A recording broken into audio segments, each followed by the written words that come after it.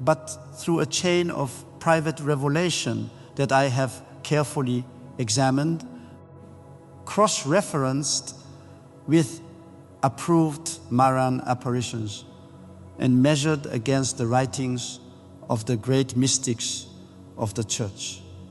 What I am about to tell you may disturb you. It should disturb you, but more importantly, it should prepare you, because the darkness is coming and most Catholics are not ready. What the Church has always known about the 3 days of darkness. Let me begin with theology. Because before we talk about prophecy, before we talk about cities, before we talk about what Our Lady revealed, we need to establish the foundation. And the foundation is this: the concept of the 3 days of darkness is not something invented by visionaries. It is rooted in sacred scripture itself. In the book of Exodus 10:22, we read of the 9th plague sent upon Egypt. Moses stretched forth his hand toward heaven, and there came thick darkness in all the land of Egypt for 3 days. 3 days total darkness.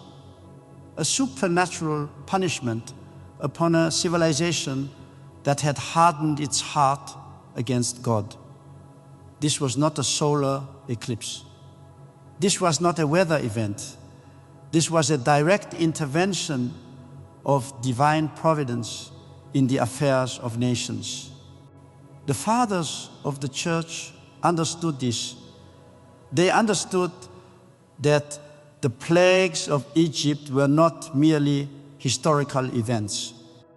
They were prophetic types, foreshadowings of what will happen at the end of the age. St. Thomas Aquinas in the Summa teaches us that God, in His providence, permits chastisements upon nations when those nations have reached a degree of corruption that would otherwise spread like a cancer to the entire human race. The chastisement is paradoxically an act of mercy. It is the surgeon's scalpel, not the executioner's blade. Now, the 3 days of darkness as a prophetic event appears across multiple centuries, multiple mystics, multiple countries. And this is significant when you see convergence across time and geography and private revelation. That is a signal that demands serious theological attention. I am not saying these are dogmas of the faith. The Church has never defined the 3 days of darkness as an article of faith. But the Church has also approved many of the apparitions and mystics who spoke of it. Blessed Anna Maria Tai, a 19th century Italian mystic whose cause for beatification was rigorously examined, spoke explicitly of 3 days and nights of darkness. She described a cold and bitter wind, a darkness so complete that not even candles would give light, with the exception of blessed candles held by the faithful. She described fire, hail, and storms. She described entire cities being reduced to rubble. This woman was examined by multiple cardinals. Her prophecies were not condemned. They were taken seriously by the Vatican itself.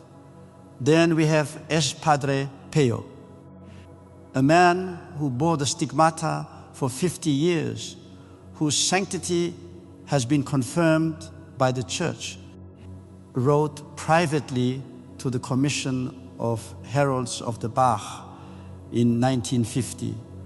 And I want you to understand the context here. This was a private letter. He was not writing for publication. He was writing because he believed it was his duty. And in that letter, he described the 3 days of darkness in terms almost identical to blessed T, though he had no known direct access to her writings.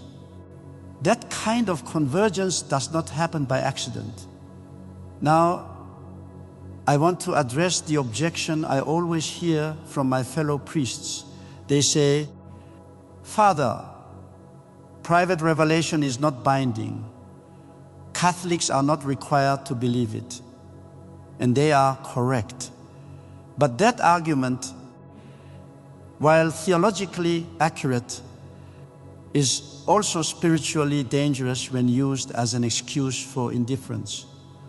The Church does not require you to believe that the sun danced at Fatima on October 13th, 1917.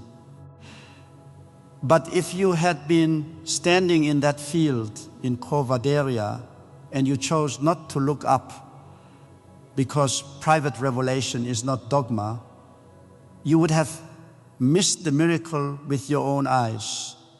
Prudence, not skepticism, is the virtue required here. Now, here is what I need to establish clearly before we move forward. The 3 days of darkness, according to the mystics, is not primarily a punishment of fire and stone. It is primarily a spiritual event.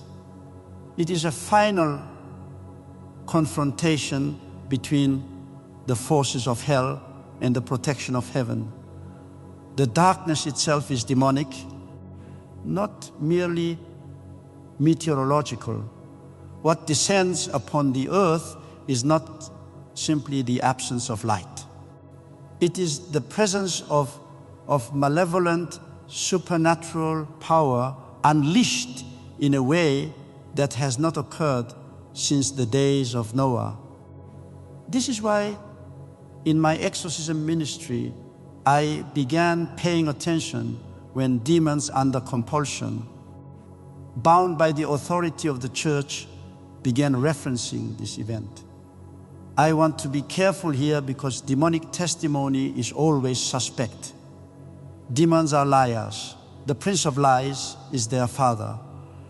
But there is a principle in exorcism theology, one that goes back to the early fathers, that when a demon is compelled under obedience to God to speak the truth, particularly about matters related to divine providence and the enemies of hell, what they say can carry a degree of reliability, not certainty, but it cannot simply be dismissed. And what I was hearing from certain demonic entities across different exorcisms with different individuals in different states and countries was disturbingly consistent. They were angry, not with the kind of theatrical anger you see in Hollywood films. This was a cold, seething fury, the fury of a creature that knows its time is running short. They spoke when forced about a coming confrontation about a woman, about 3 days. I began documenting this in 2019. Then something happened in 2022 that changed everything for me personally. A soul came to me under spiritual direction. A woman of extraordinary holiness whose entire life of prayer and penance I had been witnessing for over 4 years. She told me that Our Lady had appeared to her and that Our Lady had shown her something specific. She had shown her 3 cities. I will tell you about those cities, but first, you must understand what the 3 days of darkness actually means for the Church and why Our Lady's role in this event is not peripheral. It is central. Our Lady's role in the 3 days.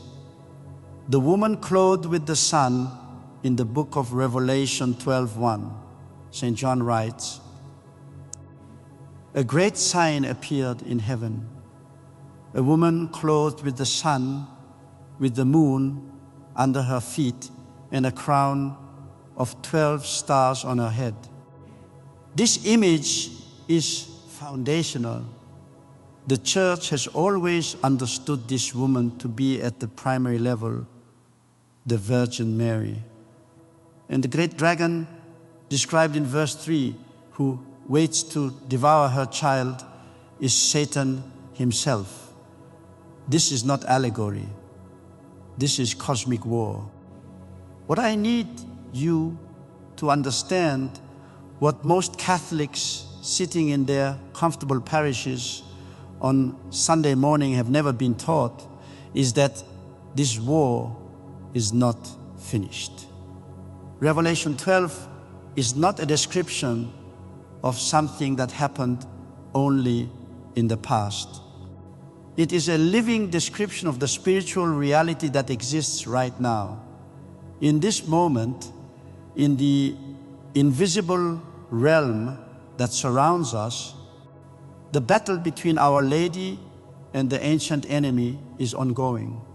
Now, here is where it becomes relevant to the 3 days of darkness. Every single approved apparition of Our Lady in the modern era, Lhasa, aka, carries the same thread, the same warning. The message is not everything is fine.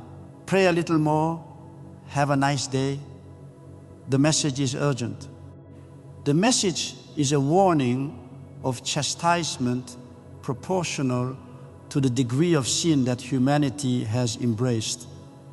At La Salette in 1846, Our Lady wept. She wept. Think about that. The Mother of God stood on a mountainside in rural France and wept in front of 2 peasant children. Why? Because she had seen what was coming. She told Melanie and Maximon that nature would demand satisfaction for the sins of men. She described famine, plague, wars, and in the secret portion of the message, things so terrible that Pope Pius IX reportedly palled when he read it. At Fatima in 1917, Our Lady showed 3 children a vision of hell, not a theological concept, not a diagram, a vision direct, visceral, terrifying. Sister Lucia spent the rest of her life trying to describe what she saw. Millions of souls falling into a sea of fire like snowflakes, shrieking and howling in despair. Well, Our Lady showed this to children. Children, because she needed the world to understand that the stakes are eternal. And then there is a Japan, 1973. Sister Agnes Asagawa, approved by Cardinal Joseph Ratzinger himself, cites later Pope Benedict I, 16th in 1988. At Akita, Our Lady said something that has never been fully absorbed by the Catholic faithful. She said, "Fire will fall from the sky and will wipe out a great part of humanity." She said, "The good as well as the bad will perish, sparing neither priests nor faithful." She described a catastrophe of biblical proportion. These are not the words of a sentimental devotion. These are warnings. Now, in the theology of private revelation, there is a distinction between absolute prophecies and conditional prophecies. An absolute prophecy will happen regardless of human response, where a conditional prophecy depends on the response of humanity. It can be mitigated, delayed, or even averted through prayer and penance. The Ninevites were warned of destruction by Jonah. They repented. The destruction was averted. Most of the great Marian prophecies appear to be conditional. Our Lady comes precisely because she is asking for a response that could change the outcome. But, and this is the part that I find deeply sobering, there is a threshold.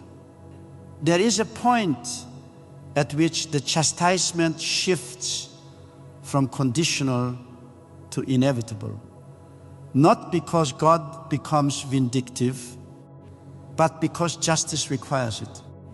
Because the sin has reached a level where the entire spiritual ecology of human civilization is being destroyed.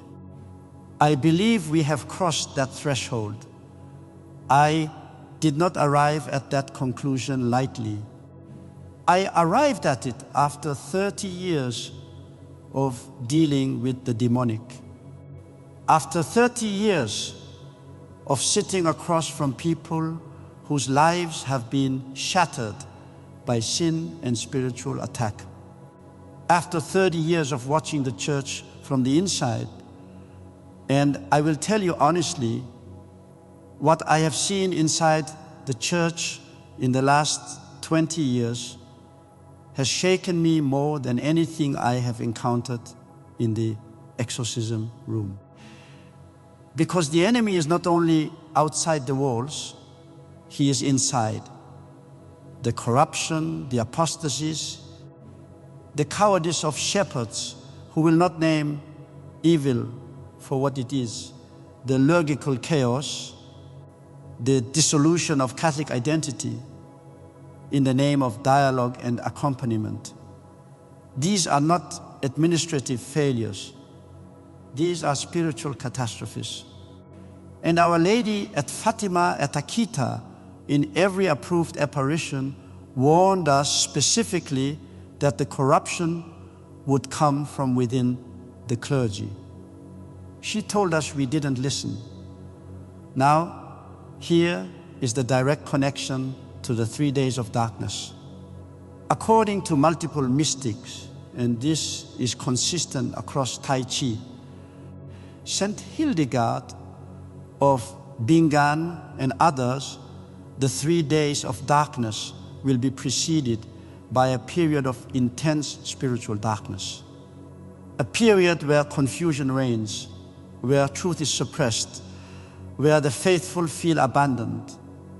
Sound familiar? We are in the period of preceding darkness right now. And Our Lady's role in the 3 days is not passive. According to the mystics, she is the one who intercedes at the throne of God for the mitigation of the punishment. She is the woman who stands between humanity and the full weight of divine justice. The blessed candles that are set to provide light during the 3 days, they represent her protection, her intercession, her mantle over the souls who have consecrated themselves to her. But she also came to warn about specific places.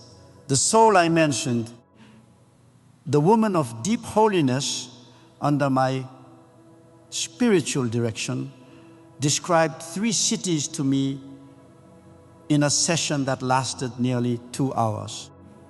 She was not dramatic, she was not emotional, she was precise. And what she described matched things I had no reason to expect.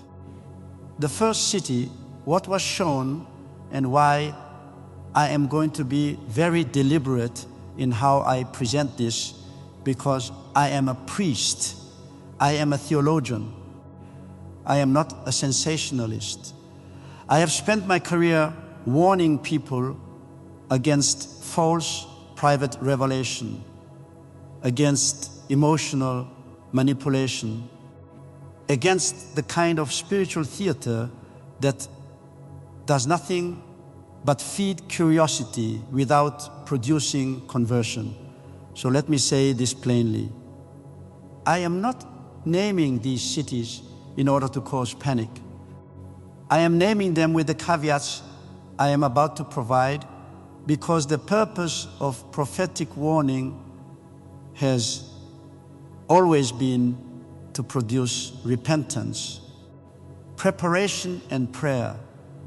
If this information produces anything other than those three things in you, then you are receiving it wrongly. The first city shown to this soul under spiritual direction was a major port city, a city connected to the sea, a city with a long history of both great Catholicism and great apostasy, a city where the faith once flourished and then was systematically destroyed from within, both culturally and institutionally. Now, I will not name the city directly, but I will tell you the characteristics that were described to me, and I will let those who have ears to hear, hear. This city was shown in the vision as being struck first, not after the darkness had fully descended, but at the beginning. At the onset of the 3 days, the soul described it as seeing a great light, not a holy light, but a devastating light, followed immediately by the absence of all light. The sequence was rapid. The city was caught unprepared. What was striking, and this is what made me sit up in my chair, was the detail that preceded the catastrophe. She described seeing in the vision the churches of this city, and the churches were empty. Not empty because of persecution. Empty because the people had chosen to leave. The pews were abandoned. The tabernacles were present, but the faithful were gone. Not driven out by force, but departed by choice. They had drifted. They had chosen the world. This is consistent with what Blessed Thai described as the spiritual condition that precedes the 3 days. She wrote that the darkness would come upon a world where the majority of even baptized Christians had effectively abandoned the practice of the faith. Not formally, not with a declaration of apostasy, but simply by attrition, by distraction, by comfort. The second detail that arrested my attention was this. She described the harbor of the city. She described ships, and the ships were stationary. They were not moving. She interpreted this as signifying that the catastrophe would strike in a moment of commercial activity, of trade, of economic bustling, a moment when the city was most confident in its own productivity, most convinced of its own prosperity. There is a type here that the theologians will recognize immediately. The destruction of Sodom came when Lot's contemporaries were eating and drinking. The flood came when men were marrying and giving in marriage. Divine intervention in the affairs of nations tends to come precisely at the moment when humanity is most deeply convinced that it does not need God. The third detail and this one I have sat with for a very long time, was the sound she described hearing in the vision. She said it was not an explosion, it was not an impact sound. It was a sound she could only describe as a tearing, as if the fabric of something were being ripped, as if the physical world were being pulled back like a curtain. I know what that means theologically. It means the veil between the natural and the supernatural was being collapsed. The 3 days of darkness, as the mystics have consistently described it, is not merely a physical event.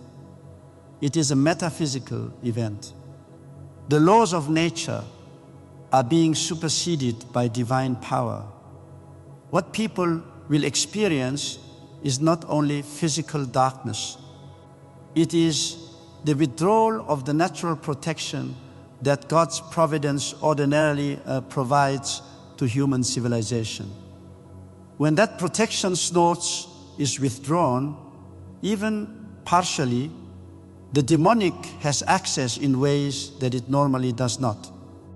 This is why the instructions given through the mystics are so specific. Stay inside. Do not open doors or windows. Do not look outside.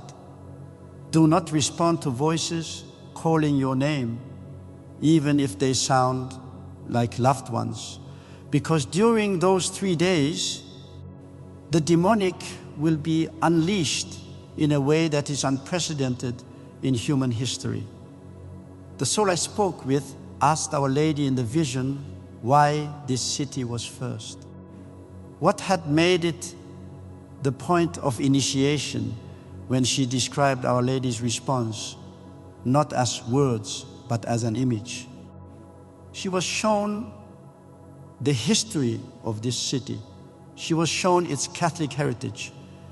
She was shown the saints who had walked streets, the priests who had died for the faith within its borders, the graces that had been poured out upon it over centuries.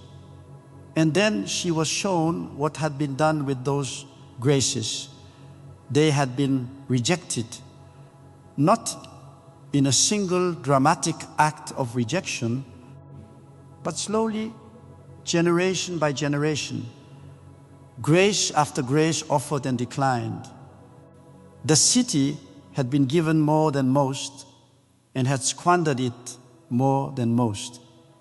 And in the spiritual economy of divine providence, the measure of one's accountability is proportional to the measure of grace received. To whom much is given, much will be required. This is not a punitive God acting from anger. This is a just God acting from justice. The same justice that is at its deepest level an expression of love. Because to allow souls to continue in a trajectory that leads to eternal damnation without any intervention, without any dramatic call to conversion, that would itself be a failure of love. The chastisement on this city is paradoxically a final act of mercy. The question is whether there are enough souls in that city who will hear the warning in time, who will go to confession, who will consecrate themselves to Our Lady, who will light their blessed candles and keep them ready,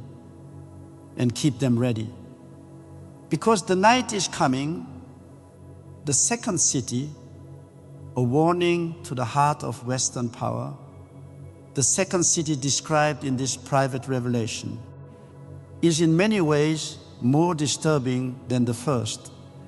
Because the first city is a city that many Catholics, if they heard its name, would nod and say, yes, I understand that city has turned from God. There would be a grim familiarity to it, a tragic logic. Second city offers no such comfort because the second city is not known primarily for its apostasy. It is known for its power. It is a city that sits at or near the center of political and cultural authority in the Western world. A city whose decisions affect hundreds of millions of people. A city that for generations has projected an image of strength, of civilization, of ordered governance. And that is precisely the problem. The soul described being shown this city from above as if from a great height, when what she saw was extraordinary. She described seeing two realities simultaneously: the visible city as it appears to the human eye with its monuments, its institutions, its symbols of authority, and beneath it, or perhaps woven into it, a second reality, a spiritual reality. And in that spiritual reality, the city was shown to be hollow. The word she used was hollow, like a structure that has maintained its external form but has been eaten from within. The buildings were standing, the streets were populated, the institutions were functioning, but the spiritual substance, the animating principle of Christian civilization that had once given those institutions their legitimacy and their meaning, was gone.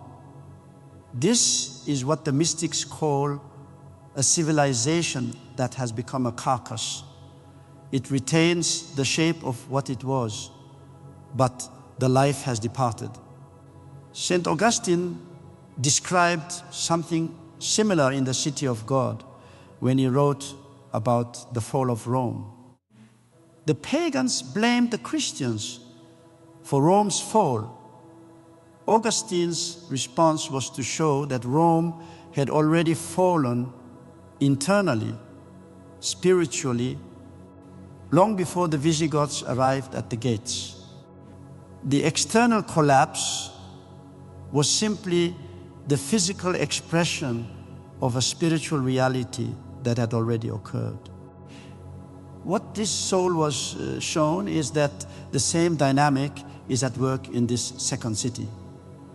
The external collapse, the attack during the 3 days, is not the beginning of the city's destruction. It is the culmination of a destruction that has been occurring for decades invisibly in the spiritual realm. Now, I want to be precise about the nature of what she was shown regarding the attack on this city, because it was different from the first city. First city was shown being struck in a way that suggested physical destruction of a sudden and overwhelming nature. The second city was shown something different: a paralysis, a cessation of authority, a moment in which all the mechanisms of power, political, military, institutional, simply stopped functioning.